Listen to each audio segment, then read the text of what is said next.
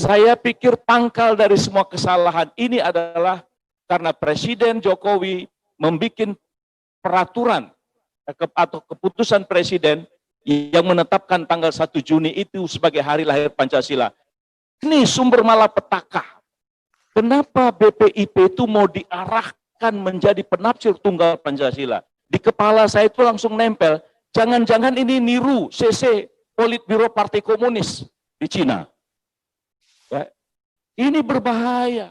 Nah, oleh karena itu kepada Kepala BIN sebagai mata hati, telinga pemerintah, harusnya apa yang dibicarakan dan didiskusikan oleh semua forum-forum ini harus sampai kepada Presiden. Jangan sampai kita ini menjadi bangsa yang terus-menerus berada dalam suasana disharmonis.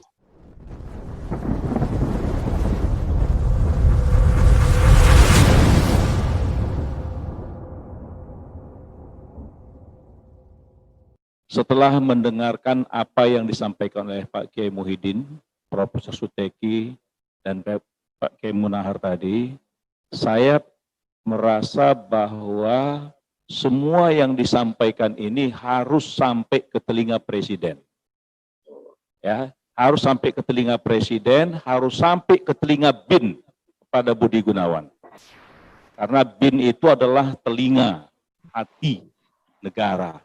Karena apa yang disampaikan pada malam hari ini, inilah kecintaan umat Islam terhadap negara kesatuan Republik Indonesia ini. Jadi dengan penjelasan-penjelasan tadi, kalau masih ada yang curiga terhadap umat Islam, maka orang yang curiga itulah wajib dicurigai. Apa benar dia mencintai Indonesia? Jadi saudara-saudara sekalian, saya berharap apa yang disampaikan ini menyangkut RUU, HIP, dan BPIP. Setelah mendengarkan apa yang disampaikan Profesor Suteki, ini kita semua umat Islam, semua tokoh masyarakat, ini harus disosialisikan. Bahwa negara ini mau dibawa ke jalan yang salah oleh pemerintah maupun parlemen. Kalau seandainya RUU, HIP, dan BPIP ini akan disahkan. Ini sebuah kesalahan yang sangat luar biasa. Dan Presiden harus bertanggung jawab ini. Jadi kalau saya mengatakan, Presiden bertanggung jawab kalau memaksakan RUU, HIP, dan BPIP ini. Ya, saya dari awal memang terhadap BPIP itu sudah menentukan sikap ya sebelum diajukan rancangan undang-undang. Ketika Ketua BPIP itu mengeluarkan statement bahwa agama musuh Pancasila, itu satu bagi saya BPIP itu wajib dibubarkan. Ya. Jadi wajib dibubarkan. Jadi kepada saudara Ketua BPIP yang mendengar omongan saya, kepada Mbak Mega juga, ya kepada Puan juga, kepada saudara Bambang Sutatio, Ketua MPR, dan semua pemimpin-pemimpin lembaga tinggi negara, BPIP ini tidak bermanfaat untuk memperkuat persatuan Indonesia. Ini sumber konflik. Jadi apa yang disampaikan oleh Majelis Ulama, saya kira itu harus jadi perhatian. Saya ingat bagaimana dulu ketika zaman Orde Baru, ya pada waktu zaman Orde Baru ada rancangan undang-undang untuk mengasas tunggalkan Pancasila. Ya, nah banyak orang lupa waktu itu kami para aktivis menolak rancangan undang-undang asas tunggal Pancasila itu. Kenapa? Karena rancangan undang-undang asas tunggal Pancasila itu pun melanggar apa yang dipesankan Bung Karno. Jangan sekali-kali Pancasila itu diasaskan. Ya, jadi asas tunggal itu Bung Karno juga tidak setuju. Nah, kalau sekarang ini tiba-tiba rancangan undang-undang HIP itu tetap dipaksakan dibahas di prolegnas, saya kira ini betul-betul melanggar kesepakatan kita membangun negara kesatuan Republik Indonesia. Saya pikir pangkal dari semua kesalahan ini adalah karena Presiden Jokowi membuat peraturan atau keputusan Presiden yang menetapkan tanggal 1 Juni itu sebagai hari lahir Pancasila. Ini sumber malapetaka. Ya. Jadi tolong semua yang mengutip pendapat saya ini, sampaikan ke Presiden, bahwasanya keputusan menetapkan tanggal 1 Juni sebagai hari lahir Pancasila itu adalah sebuah kesalahan besar.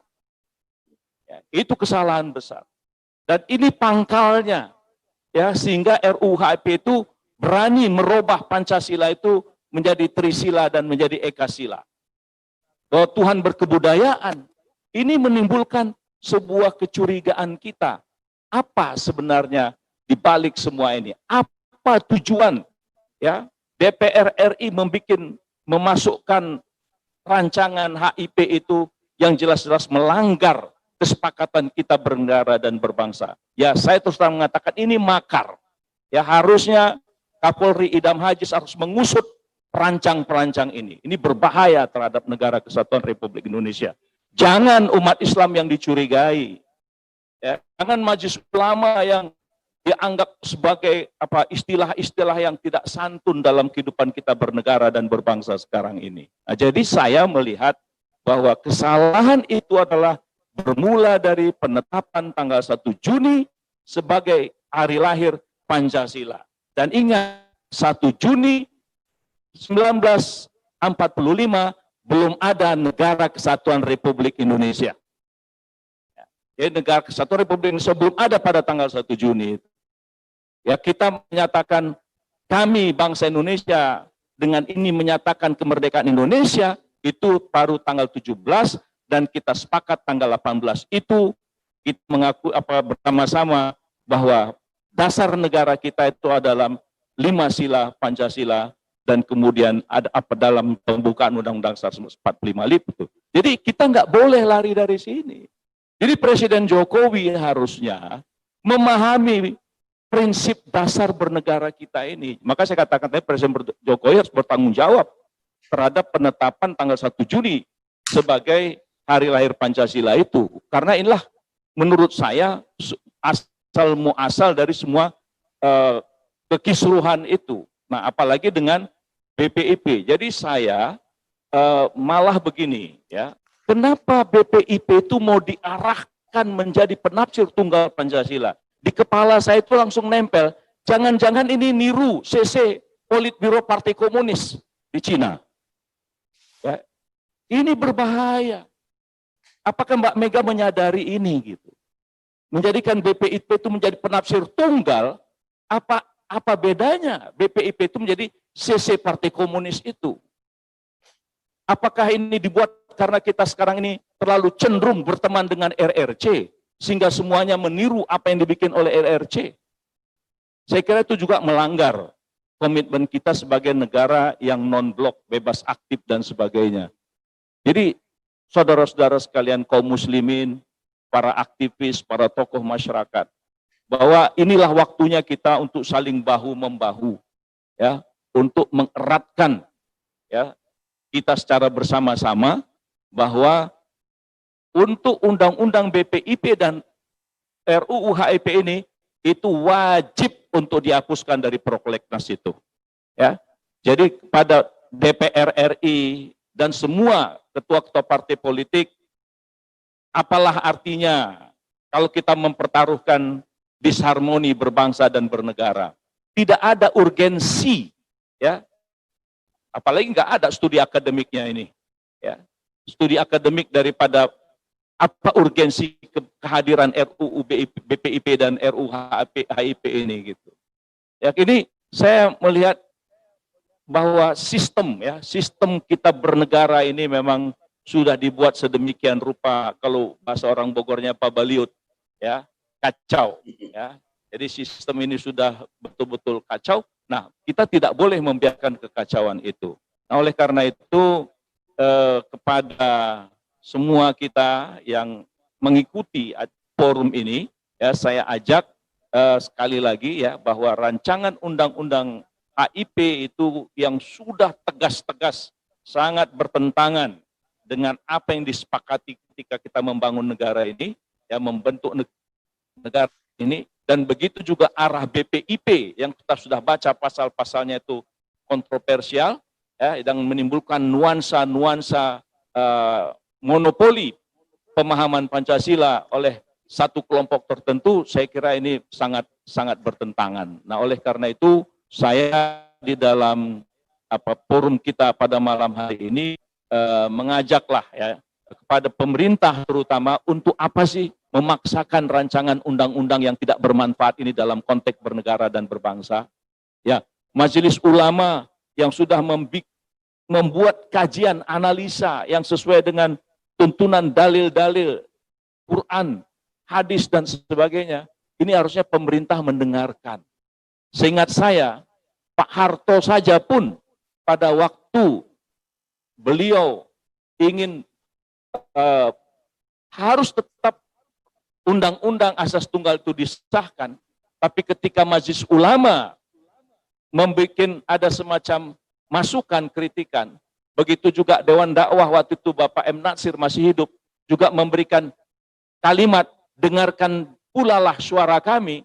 Nah, Pak Harto waktu itu mendengarkan apa aspirasi Majelis Ulama dan apa aspirasi dari Dewan Dakwah pada saat itu.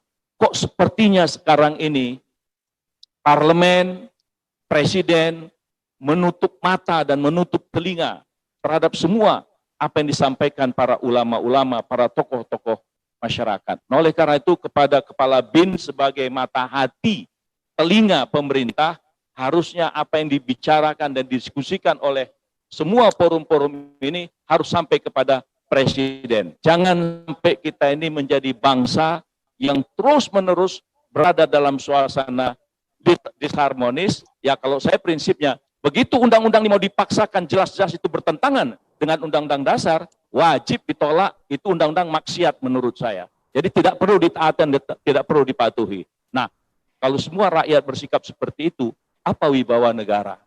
Mau kemana negara ini? Nah, oleh karena itu lebih bagus, mari kita kelola, kita bangun negara kita ini sesuai dengan amanat konstitusi, amanat Undang-Undang Dasar 45 yang sudah jelas tuntunannya di dalam pembukaan Undang-Undang Dasar 45 itu. Nah, oleh karena itu kepada Majelis Ulama, ya, apa yang menjadi tekad ya kita dalam rangka, jadi Masyiroh Kubro yang sudah disebutkan itu. Nah, bila perlu semua yang ingin membela negara kesatuan Republik Indonesia semua jadi panglima, ya.